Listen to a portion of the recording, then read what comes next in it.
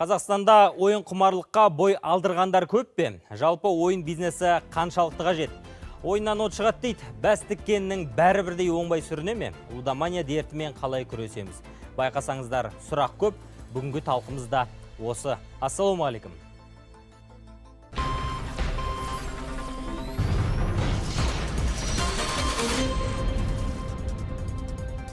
Қадірлі көрермен, біз тікелей эфирдеміз. Алдымен студия қонақтарымен таныстырып өтейін. Парламент мәжілісінің депутаты Марат Бәшімов, Туризм және спорт министрлігі туризм индустриясы комитет төрағасының орынбасары Әділет Тұрғанбаев, менталды емдеу орталығының психолог-аддиктолог маманы Нұрдәулет Назарәлі, сондай-ақ қоғам белсендісі Марулан Ермағанбет. Қадірлі мырзалар, уақыт тауып келгендеріңізге алғыс білдіреміз. Бүгінгі тақырып өзекті, өздеріңіз біліп отырсыздар. Енді мынау лудомания бұл дерт деп айтып жатырмыз. Көп уақытқа дейін мұны мойындамаса да, дүниежүзілік денсаулық сақтау ұйымы лудоманияны психикалық ауытқуға соқтыратын сырқаттардың қатарына қосты. Мұны бізде мойындауымыз керек, және де мұның бір дерт екенін мойындағаннан кейін оның біз енді алдын алудың да жолын қарастыруымыз керек. Алдымен ортамызда тұрған мінекей психолог, аддиктолог маманнан сұрайықшы, Нұрдәулет мырза. Жалпы орталықта жағы емдеу шараларымен де сіздер айналысып жатқан боларсыздар. Жалпы науқастардың дені кімдер, қалайнан бұл жолға келген, және де қалай опық жеген? Негізі, көбінесе науқастар ойлайды, ол ойын құмарлар бір ақша іздеп, немесе бір далада жүрген адамдар деп көбінесе ойлайды оны. Негізі бұл ауру адам таңдамайды. Адам таңдамайды, жаңағы кез келген адам бұған дертке шалдығуы мүмкін. Яғни жассың ба, кәрісің бе, кедейсің бе, байсың ба, таңдамайтын болып тұр ма? 50 жасқа келіп, ой тоқтатар адамдар, негізі, мысалы, 50 жасқа келді деп ойлағанмен, 55 жаста да ойын құмарлыққа келіп, біздің орталыққа 60 жаста келіп жатқан адамдар да бар. Ол және де бұлай, адам таңдамайтын болғандықтан бұл жерде айтып қиын. Кім келуі мүмкін, кімге шалдығуы мүмкін, бұл жерде екінің бірі шалдығып жатыр осы күнде. Бірақ ортақ бір проблема, ортақ бір дүние бар шығар, барлығын басын қосатын не? Неден бастадық дейді, неден сүріндік дейді, неге бұлайнан бір дүниені күрделеніп кетті өмірлерінде? Негізі оңай ақша ғой, оңай ақша табу жолы. Оңай ақша, жаңағы жұмыстан біреулер күйзеліс табады, отбасында бір күйзелістер болады, сондықтан бір осыдан выход дейді ғой. Бұл выход табу үшін ойынға келеді. Ойынға келген кезде бұл ойын бүкіл мынау өмірде қиналып жүрген заттарды ұмыттырдып, әдем бір өмірге бір көз ашып қойғандай болады. Розовый очки, былай айтқанда. Сондықтан ойын былай арба болады. Түсінікті. Қадірлі көрермен, төменде WhatsApp нөмір және де қалалық нөмірі көрсетіліп тұр. Бүгінгі тақырыпқа қатысты қосар ой пікірлеріңіз, бәлкім сіздің бір тосыннан салатын бір идеяңыз бар шығар, бұның алдын алудың жолын қайтпек керек. Сіздер де белсенді болыңыздар, хабарласыңыздар, ойларыңызды жазыңыздар.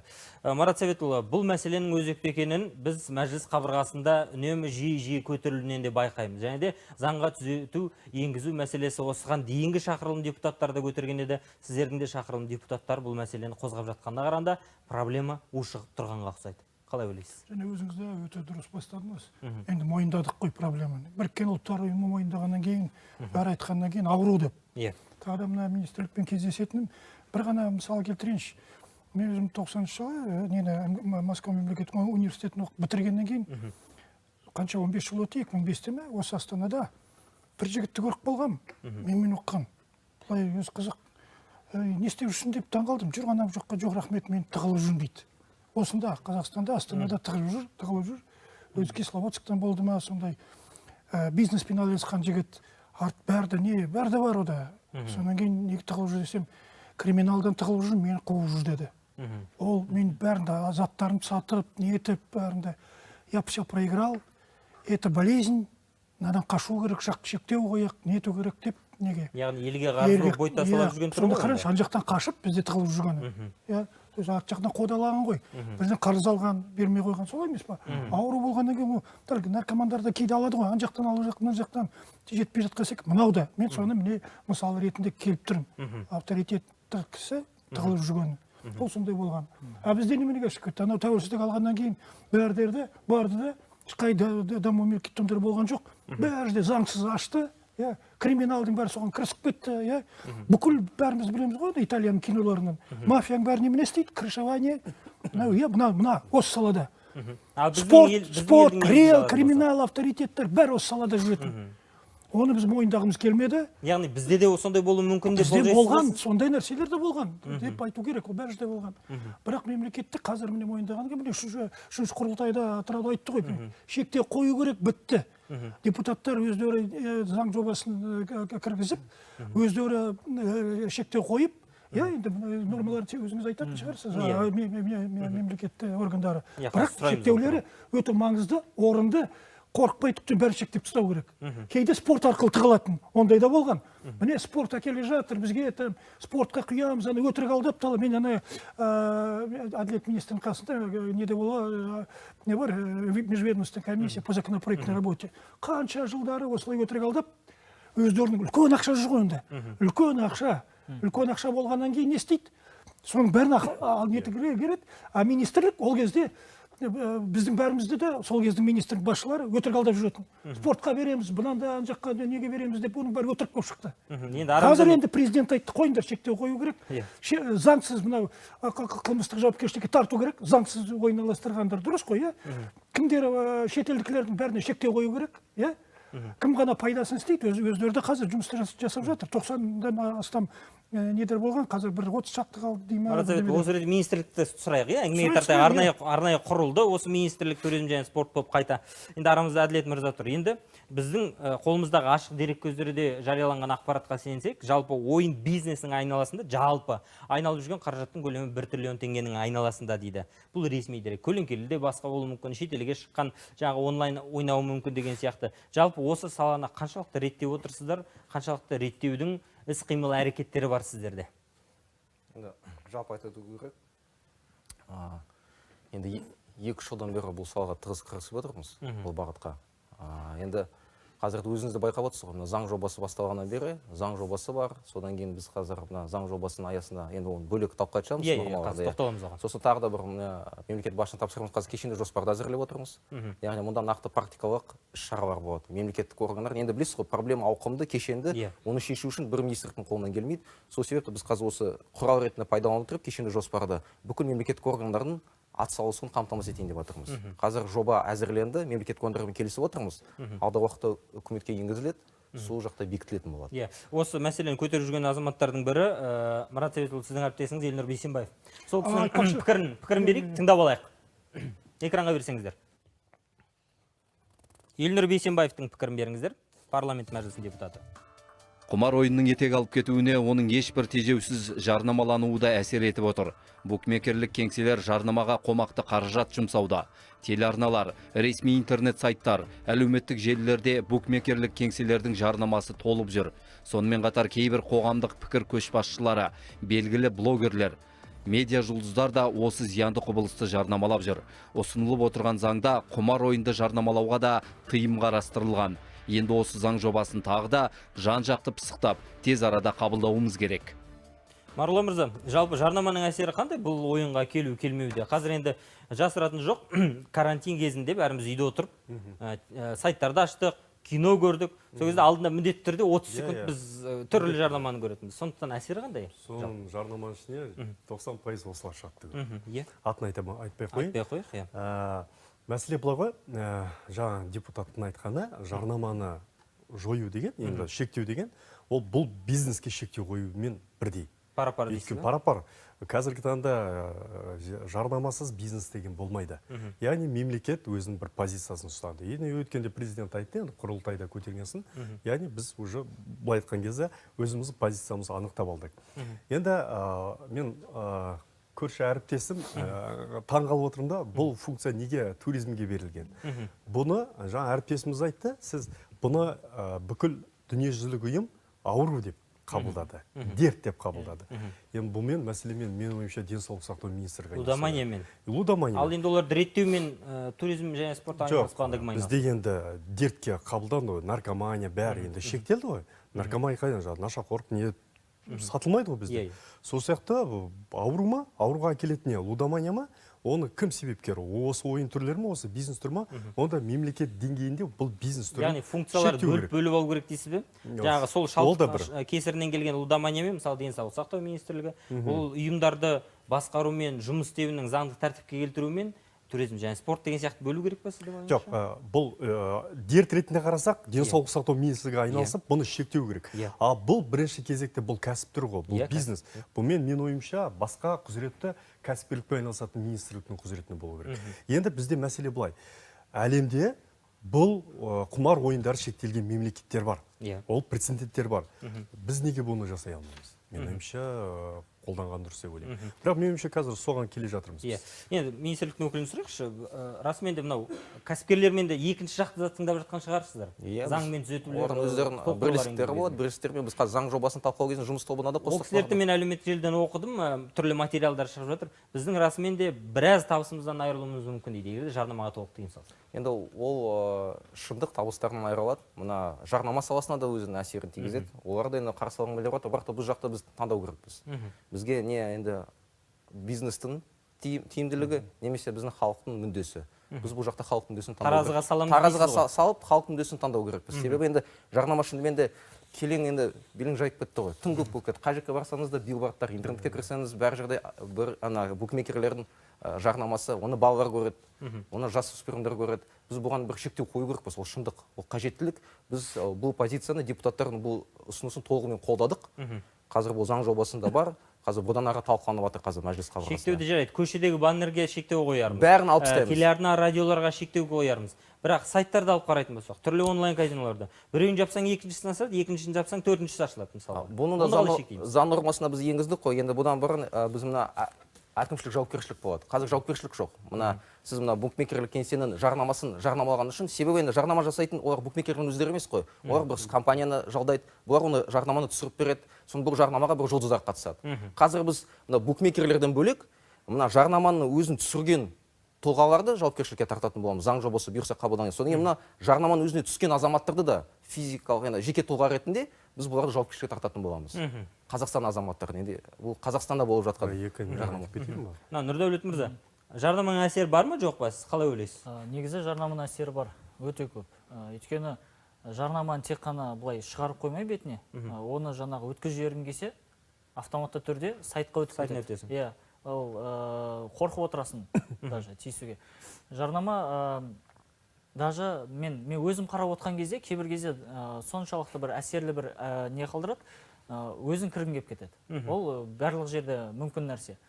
Әшейін адам отқан, мен өмір бойы бұндайға жоламаған, өмір бойы жақсы жүрген, жай ғана жарнаманы жаңағы 2-3 есе возврат дейді, 100 мың теңге, 200 мың теңге қайтарамыз дейді. Жарнама жер жарып тұрады, 5 мың бонус, бір бәле деп ана жерде ала қойшы мә саған тегін деп. Көре салайын деп жай ғана қарапайым адам кіреді. Арасында ол кірген кезде ол ақшаны беруін береді, бірақ ол ақшаны алу үшін сен ол жерде міндетті түрде 10 рет сол тігу керексің сол ақшаны. Ал 10 рет тіккен адам оны қайттан шығарып алмайды. Ол қайттан сол ақшаны кіргізу үшін, шығарып алу үшін ол өз ақшасын береді. Сонымен басталады дейсіз. Сонымен басталады. Жоқ, шындықтан айтып кету керек. Мына салада өзіңіз айттыңыз, триллиондаған ақша жүр. Ол ақша заңсыз ақшалар арасында көп. Дұрыс қой. Екіншіден, мына конституция бойынша бізде тура жазылған 39-шы бапта. Әр құқықтарымыз кәсіпкер айтады, біздің құқығымыз бар, ақшаны тапқанға дейін. Жоқ ондай жігіттер. 12-ші баптан біз ашсаңыздар, конституция тура жазылған. Сенің құқығың сол жерде шектеледі, басқа азаматтың құқығы басталса деп. Бітті. Ол принцип қалай? Твои права заканчиваются там, где начинаются права других лиц. Балалардың денсаулықтары 39-ші бап тура жазылған. Адамның құқықтары ұлттық қауіпсіздік мәселеге сәйкес. Ұлттық қауіпсіздік мәселе бәр жерде қайда? Қай мемлекеттер көп тұрсыздар? Мұнда барсаң, бұл жақта барып тұр, бала қайда баратынын білмейді. Өзі кішкентай бала бірдеме алғысы келсе, ол жағынан қарап отырады да, тезірек басында бар. Ақша керек. Ана не етеді? Бір қарасаң ана жермен тез жететін сияқты ғой. Тез жетеді, жоқ, кетіп қалады. Бәр жерде, мынау неге шектеліп тұр? Бәр жерде қазір министрліктің заң жақсы ол. Шектейік. Бірақ қана недердің өзінің өткізіп жатқан жерлерінде, иә, төле салық төлегенге бұна өзінің букмекерлік конторасына ілініп тұрғанда мысалы, иә. А бірақ былай тіпті бүкіл дүние біздің мемлекеттің өзінде нетіп кеткен ол заң конституцияға сәйкес келмейді. Тағы да бір норма бар. Адамның құқықтары заң денсаулыққа зиян келтірсе сәйкес шектеледі деген. Онда біз депутаттар конституция бойынша бәрі дұрыс жасап отыр. Өйткені мына әбден асқынып кеткен нәрсе болып кетті мынау. Асқынып кеткен триллион бизнесмен өзінің қақшасын ойлап өтті. Үшіншіден, салық төлемейді. Қазір мына министрліктің заң бойынша біздің депутаттар, министрліктің өзі айтып отырғанша, салық төлеткізу керек деген принциптарында депутаттар да қойып отыр, министрлік те олармен келісіп отыр, салық ашық түрде төлесін. Сіз қаражат төңірегінде айтып қалдыңыз ғой, деректі экранға беріңіздерші, елдегі ойын бизнес субъектілері төңірегінде. Сонымен жалпы саны 26 дейді біздегі бар дерек бойынша. 2023 жылы төленген салық 96 миллиард теңге. Сіз жаңа салық туралы айтып қалдыңыз, 96 миллиард теңге. Букмекерлік кеңселерде тіркелген азаматтардың саны 2 миллион, белсенді қолданушылар 350 мың дейді. Яғни еліміздегі ересек дейміз бе, жалпы 20 миллион халық бар болсақ, соның 2 миллионның аккаунты бар деген сөз. Бұл ненің белгісі болса керек, ортақ сұрақ. Не айтасыздар? Енді аккаунт ол әртүрлі, бір адамда 4-5 аккаунт болуы мүмкін ғой. Бұл жерде мынаны айтайықшы, 96 миллиард деген ол жай ақша емес. Бір таяқтың екінші шеті, мынау ақша ертең шетелге кетуі мүмкін. Ол ұнаман, ол ауру деп айтып тұрмыз ғой, ол ақшаны бәрі шетелге салады. Өйткені онлайн ойындар бар. Бәрі ойнағысы келеді. Вот сол жағы қалай болады мәселе? Бізде мүмкіндік болмаса басқа жерден ойнайды дейсіз. Бізге қазір бюджетке жетіспейтін жағымыз көп қой. Соны мәселе. Жоқ, онда шетелге кетеді деп біз балалар ауыра берсін деген ол келмейді ол. Шетелге кетсе де келіспейміз оны. Ішкі істерге міне заң қабылдайды. 2 жылға шын соттайды ғой, соттайды. Заңсыз өтсең 2 жылға соттайды. Бітті. Заңсыз ойын ұйымдастырса ма? Ұйымдастырса, берсең. Онлайн казино ұйымдастырған. Онлайн казино. Ойын казинолардың бәрі 2 жылға соттайды. Әкімшілік жауапкершілікті кіргіздік біз. Дұрыс қой, сонда жауапкершілік бірінші рет кіріп тұр ол. Оған тартыңдар. Қазір бәрі құқық органдар да тіпті осының бәрінде қолға алса. Өйткені біз айтамыз ғой, коррупция деген неге басып кетті. Бәрі бір-бірін кіршіп айтайды, анау нетеді. Оның бар қазір интернеттен де көресің бәр жағынан. Оған шектеуді қойып жатыр қазір, істеп жатыр. Бірақ соның өзінде де проблемалар көп. Менің айтайыншы, бір таныс судья өзімдегі шын айтып кету керек. Судья, мен әйелім, барды да жауып тастады. Алматыда бірінші рет казиноны Олимп дегенде. Букмекерлік контораны.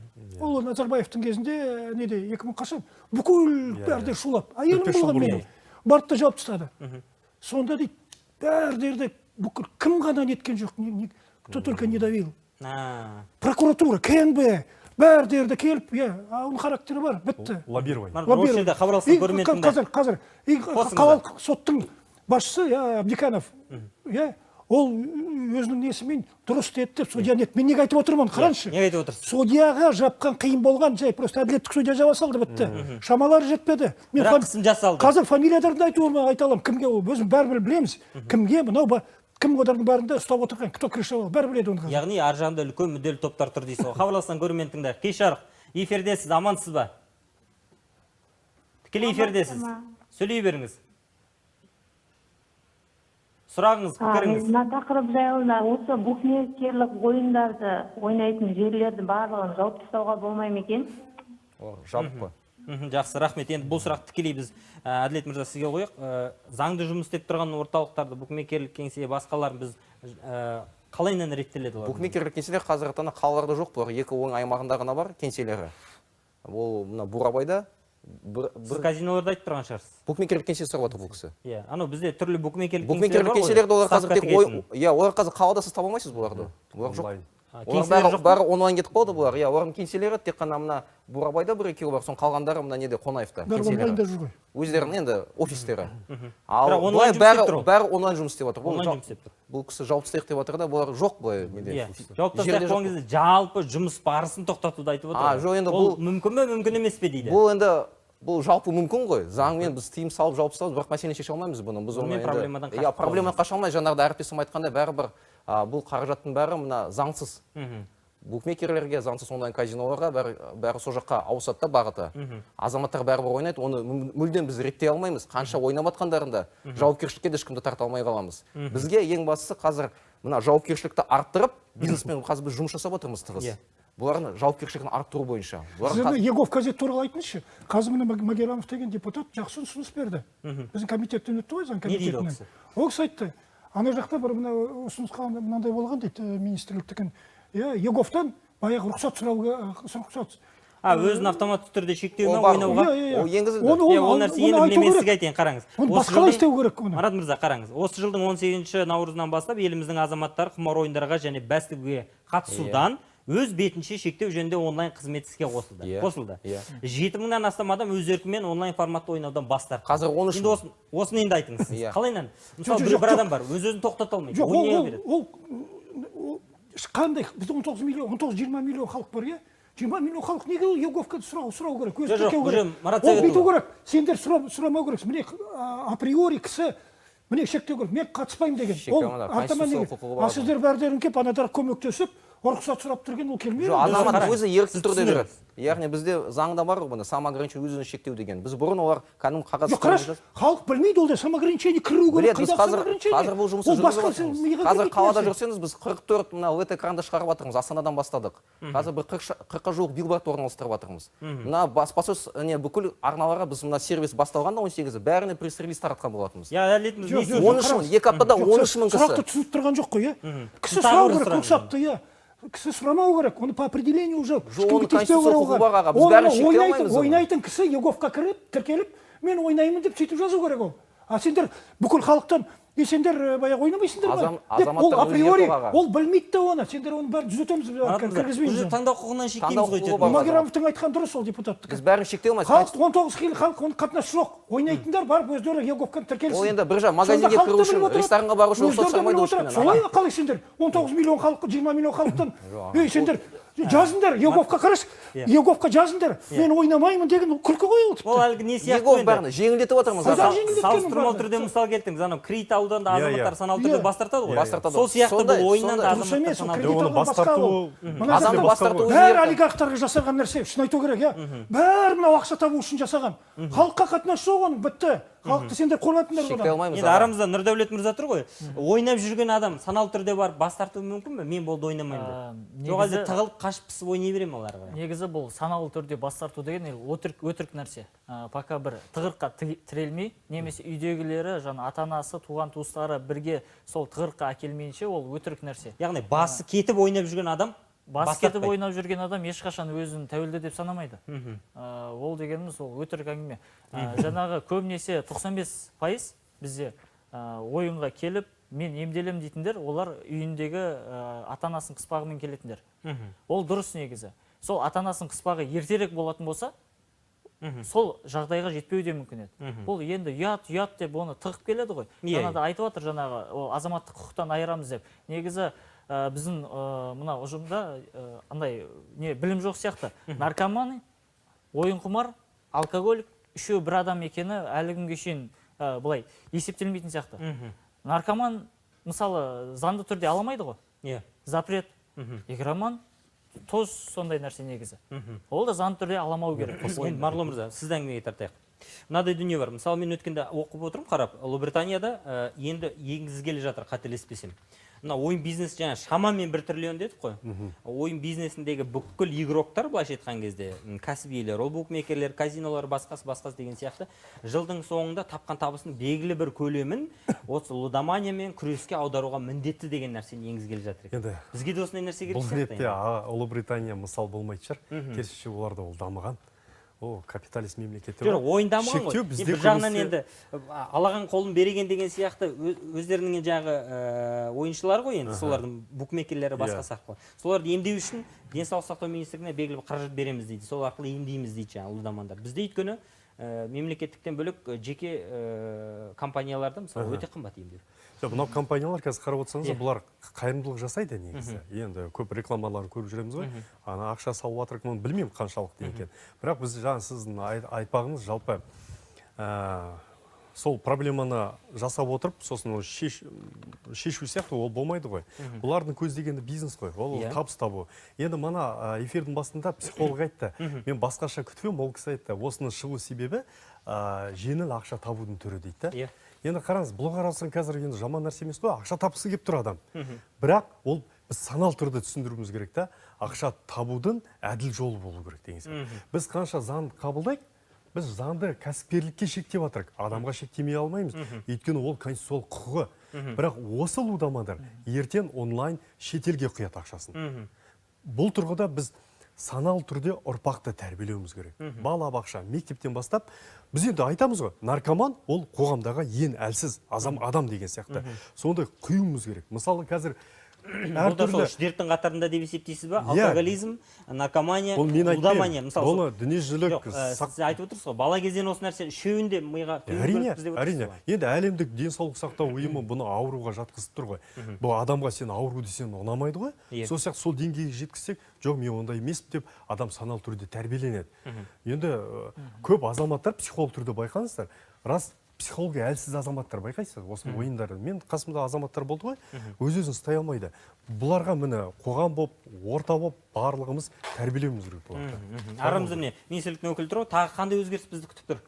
Осы заңға өзгеріс аясында. Енді жарнаманы шектейміз. Ең бастысы мына жауапкершілік жаңа депутат ағамыз айтып кеткенде, яғни мына онлайн казино ұйымдастырғаны үшін жауапкершілік болады. Ал бар істеп тұрған онлайн казинолар ше? Онлайн казинолар қазір біз бұл бағытта енді бұлардың жұмысын шектеу бойынша жұмысты қолға алайын деп жатырмыз, мына кешенді жоспардың аясында. Енді бұлардың шын айтуға керек, бәрін жаба алмаймыз.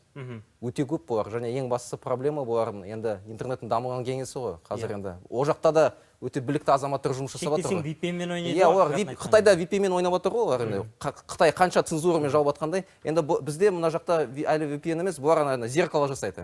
Жауып тастасаңыз, қазір енді бұрын бір 10-15 сағатқа жауып тастаса, қазір жарты сағат ашады дейді. Біз мына қаржы монитор агенттігімен тығыз жұмыс жасаймыз ғой. Мына жауып тастасаңыз, дәл сондай сайт бір әріпінің бір сөзін өзгертеді, бір әріпін бір нөмірін болды. Жарты сағаттан кейін қайтадан ашады. Марат мырза айтқан белгілі букмекерлік компанияда ашылып алды ғой.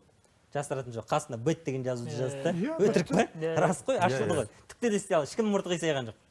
Бізде енді оны проблеманы шын айту керек. Енді онлайн салада енді күресу өте қиын. Иә, бұл жақта енді жақсы, қараңыз, жарнамаға мәселе бар. Онлайн казино. Онлайн казино, соны жаңа мен айтқандай, біз мына қазір ұлттық банкпен бірге, мына қаржы нарық реттеу агенттігімен бірге қазір мынандай бір ұсынысты пысықтап жатырмыз депутаттармен бірлесіп. Мына өткен жолда мен айтқаным осы бағдарламада Merchant ID арқылы олар яғни мына онлайн казиноларға қазақстандық азаматтардан аударымдарын шектеу.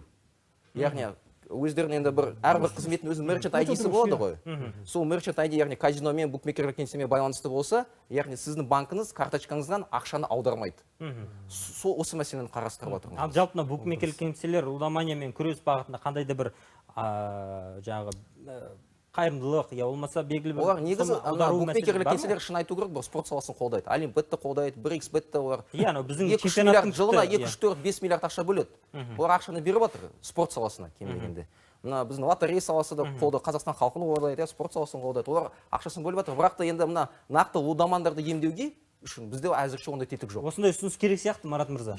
Олар қараңыз, миллиардтап, триллиондап қаражат табады екен, жаңа қазақстандықтардың арқасында. Солар лудоман болып ауырды.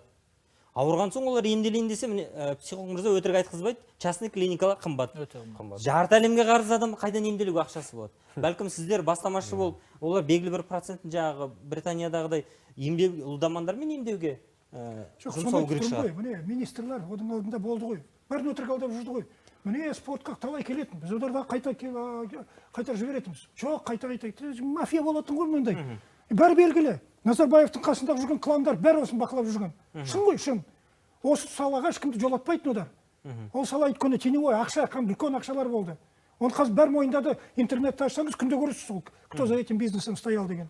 Тура атақты бәрдерді. Белгілі ғой. Мен сіздерге басқаны айтайын деймін. Сіздерге қазір міне антикор ана қанша 3-4 күн бұрын, иә? Спортпен бірге өткізді ғой. Спорт саласында қандай миллиардтаған ақшалар ұрланды деген нәрселерді айтты. Енді сіздерге қазір мына телеарнада айтып отырмын мен. Сіздерге бақылауға айту керек. Жаңа министр келді, иә. Сіздерде қанша ойын? Қанша миллиардтаған? 1 триллион, 1,5 триллион, иә? Триллион теңге. Ана жылы болды. 1 триллион 400 теңге. Қазір 1 триллион 300. Үлкен ақша мына салада жүр. Енді мына министрлік қазір соның бәрін бақылауға алып, осы саланы бақылауға алып, ешкімнен қорықпай, президентке көмектесу керек, халыққа көмектесу керек деген ұсыныс бар. Бұл бір бастама. Неге бәр жерден айту керек, сіздерге бір бағдарлама жасаңызшы. Антикормен спортта қалай біз жемқорлықты жояйық деген. Жемқорлық деген спорт саласында үлкен.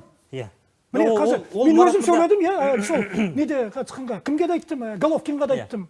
Астананың акиматтың қаласында да айттым. сіздер бәрдеріңіз бақылаңыздар. енді ол өз алдына бөлек тақырып. Головкин қайда айтты? Головкин ол да мойындап отыр. Айттым, арттарыңызда анау ұлттық федерацияда кімдер тұр? Бәрі үлкен олигархтар тұр. Енді ол спортты бөлек талқылайық. Қазір мына лудомания мен жалпы мынау құмар ойынды бір реттеп алайық. Енді Нұрдәулет мырза, сізге сұрақ қоймас бұрын президенттің пікірін беріңіздерші ұлттық құрылтайда айтқан. Лудомания бейбіт күнде елдің шырқын бұзып жатқан қатер. Соның кесірінен талай шаңырақ шайқалды. Талай азамат заң бұзып қылмысқа ұрынды. Құмар ойын үшін қарызға батып, өзіне қол жұмсаған жандар туралы хабарлар өкінішке қарай күн сайын тарап жатады. Бұл дерт жас ұрпаққа өте үлкен зиян келтіреді. Онлайн ойындар балалардың күнделікті ермегіне айналып барады. Құмарпаздыққа заң жүзінде шектеу қою қажет. Біз жастардың құмар ойынға салынып, арзан табысқа ұмтылуына жол бермеуіміз керек. Адал еңбекпен тапқан табыс қана берекелі болады. Енді өткенде басқа тұрдың, бұл балалар қалайынан букмекерлік кеңсе басқа кіріп алады. Сөйтсем біреудің ағасының басқасының жеке куәлігін алып тіркелетін адам тіркеле болады екен ғой. Жалпы 14-15 жастағы балалар да осының ішінде жүрген рас па? Ойнайды дегендер. 12-13 жасар балалар да рас. 12-13 жастағы балалар ойнайды ма? 13 жасар балалар да ойнап жүр. Оны жаңағы мектептегі үлкен жерде көрген ставканы енді барлық жерде жарнамалайды ғой. Оны кез келген футбол білетін жігіт, баскетбол білетін жігіт, теннис білетін жігіт барып, мен білемін, мен қоямын, мен ақша табамын деген сияқты көп сондай жарнамаларға ілінеді. Қазіргі таңда өте көп, 13 жасар, 14 жасар, 15 жасар мен жаңағы бізге келіп көмек керек деп жатқандар. Енді бұл жерде мәселе негізі жарнаманы тоқтату деген мәселе. Осы 5 жыл осы студияға келіп жатырмын, 5 жыл бойы бір үлкен бір жетістікке жеткен жоқ негізі. Енді оған бір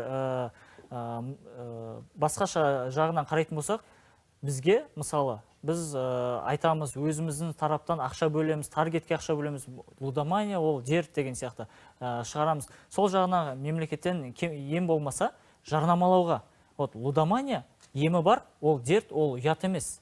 Ол ұят емес. Көбісі негізі ұят деп барады, миллиондаған ақшалар береді, баласын шығарып алады. Мысалы емделу ол қымбат деп жатыр. Емделуге 3 миллион, ары кетсе 3 миллион ақшасы кетеді. Негізі.